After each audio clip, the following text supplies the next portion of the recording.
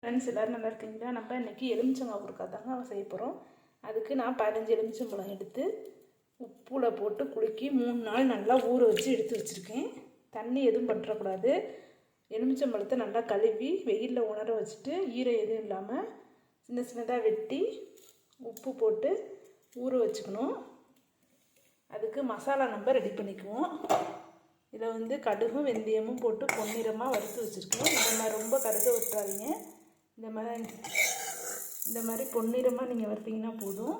இதை நம்ம மிக்சியில் போட்டு அரைச்சி எடுத்துகிட்டு வந்துடலாம்.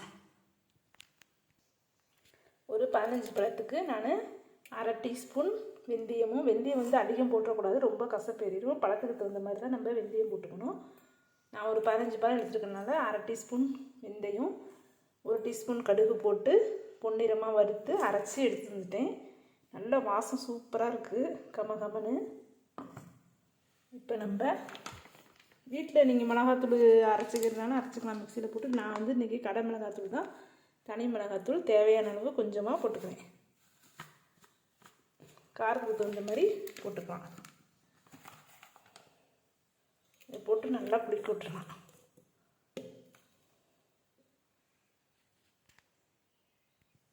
கடாயில் எண்ணெய் ஊற்றியாச்சு. நீங்கள் நல்லெண்ணெய் ஊற்றி தலைக்கலாம். நான் இன்றைக்கி கொஞ்சம் எலுமிச்சம்பழம்னால வீட்டில் இருக்க எண்ணெயை யூஸ் பண்ணிக்கிட்டேன், சன்ஃப்ளவர் ஆயில். நீங்கள் எந்த எண்ணெய் வேணுனாலும் யூஸ் பண்ணிக்கலாம். இப்போ எண்ணெய் சூடு ஏறிட்டுருக்கு. இந்த ஊறுகாய்க்கு தாளிப்பு கொடுத்துடலாம்.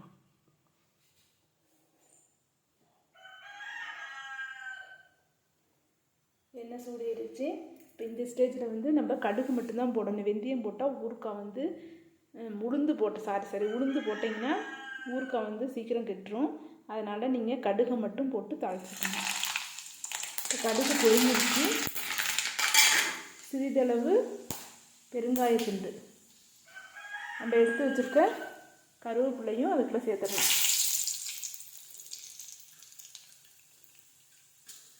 இப்போ கருவேப்பிலை பொரிஞ்சிருச்சு. கேஸை ஆஃப் பண்ணிடலாம்.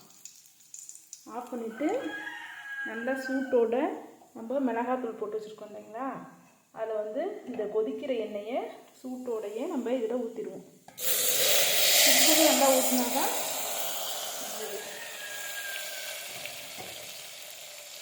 இப்போ நம்ம அரைச்சி வச்சுருக்க பொடியையும் இதில் சேர்த்துடலாம். நீங்கள் வெந்தயம் கம்மியாக போட்டுக்கோங்க, பழத்துக்கு தகுந்த மாதிரி. ரொம்ப அதிகமாகவும் போட்டிங்கன்னா கசப்பு ஏறிடும்.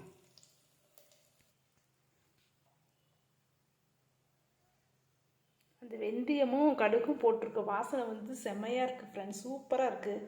இந்த மாதிரி நீங்கள் ஊறுகாய் தாளித்து வச்சு பாருங்கள், வருஷ கணக்கில் உங்களுக்கு கெட்டு போகாது, டேஸ்ட்டாகவும் இருக்கும். இங்கே பாருங்கள்.